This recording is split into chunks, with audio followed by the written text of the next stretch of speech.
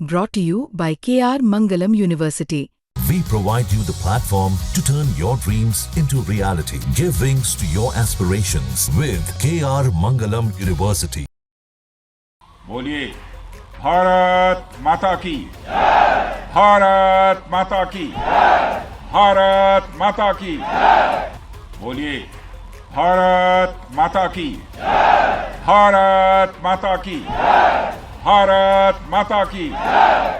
बोलिए भारत माता की, भारत माता की, भारत माता की। साथियों, आतंकियों ने पहलगाम में धर्म पूछकर हमारे निर्दोष लोगों को मारा। उसके बाद आपने जो जवाब दिया उसे पूरी दुनिया ने देखा है। उन्होंने यह नहीं सोचा कि आम नागरिकों ने उनका क्या बिगाड़ा है, उन्होंने ऐसा क्या किया है कि उन्हें मार दिया जाए। पर मैं यह कहना चाहूंगा, आतंकियों ने भारतीयों को धर्म पूछकर देखकर मारा, धर्म पूछकर मारा, तो हमने आतंकियों को उनका कर्म देखकर मारा है। उन्होंने धर्म देखकर बेगुनाहों की जान ली, यह पाकिस्तान का कर्म था। हमने कर्म देखकर उनका खात्मा किया, यह हमारा भारतीय धर्म है। आतंकवादियों ने पहलगाम में आतंकवादी घटना को अंजाम देकर भारत के मस्तक पर चोट पहुंचाने की कोशिश की है। भारत की सामाजिक एकता को तोड़ने का भी प्रयास किया गया है। उन्होंने भारत के माथे पर वार किया, हमने उनकी छाती पर वार किया है और छाती पर घाव किया है। पाकिस्तान के जख्मों का इलाज इसी बात में है कि वह भारत विरोधी और आतंकवादी संगठनों को पनाह देना बंद करे और अपनी जमीन का इस्तेमाल भारत के खिलाफ किसी भी सूरत में ना होने दे।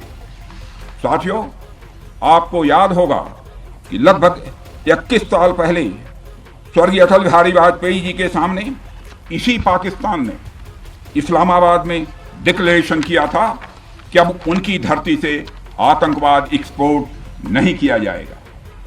मगर पाकिस्तान ने भारत को धोखा दिया है, पाकिस्तान ने भारत को छला है और आज भी वह धोखा दे रहा है।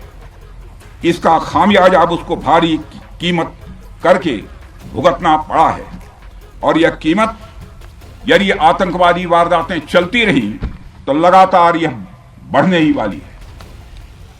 हमारे प्रधानमंत्री माननीय नरेंद्र मोदी जी के कुशल नेतृत्व और मार्गदर्शन में ऑपरेशन सिंदूर के दौरान आपने जो कुछ भी किया है उस पर पूरे देश को गर्व की अनुभूति हो रही है। मैं अभी भले ही आपका रक्षा मंत्री हूं, लेकिन उससे पहले तो मैं भारत का एक नागरिक हूं। रक्षा मंत्री के साथ साथ मैं आज भारत के नागरिक के रूप में भी आप सबके प्रति आभार व्यक्त करने के लिए यहां मौजूद हूं।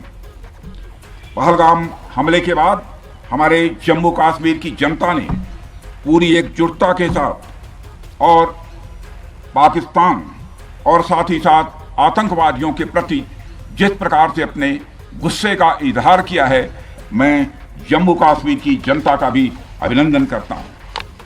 मेरे साथियों, आपकी उस ऊर्जा को महसूस करने आया हूं जिसने दुश्मनों को नष्ट नाबूद कर दिया है।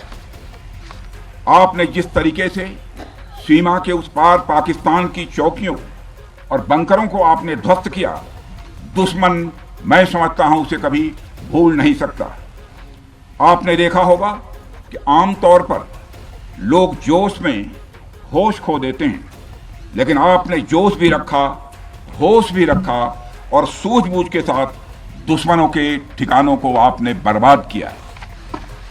आतंकवादियों ने पहलगाम में आतंकवादी घटना को अंजाम देकर भारत के मस्तक पर चोट पहुंचाने की कोशिश की है। भारत की सामाजिक एकता को तोड़ने का भी प्रयास किया गया है। उन्होंने भारत के माथे पर वार किया, हमने उनकी छाती पर वार किया है और छाती पर घाव किया है। पाकिस्तान के जख्मों का इलाज इसी बात में है कि वह भारत विरोधी और आतंकवादी संगठनों को पनाह देना बंद करे और अपनी जमीन का इस्तेमाल भारत के खिलाफ किसी भी सूरत में ना होने दे। साथियों, आपको याद होगा कि लगभग 21 साल पहले स्वर्गीय अटल बिहारी वाजपेयी जी के सामने इसी पाकिस्तान ने इस्लामाबाद में डिक्लेरेशन किया था कि अब उनकी धरती से आतंकवाद एक्सपोर्ट नहीं किया जाएगा। मगर पाकिस्तान ने भारत को धोखा दिया है, पाकिस्तान ने भारत को छला है और आज भी वह धोखा दे रहा है। इसका खामियाजा अब उसको भारी कीमत करके भुगतना पड़ा है और यह कीमत, यदि आतंकवादी वारदातें चलती रही तो लगातार यह बढ़ने ही वाली है।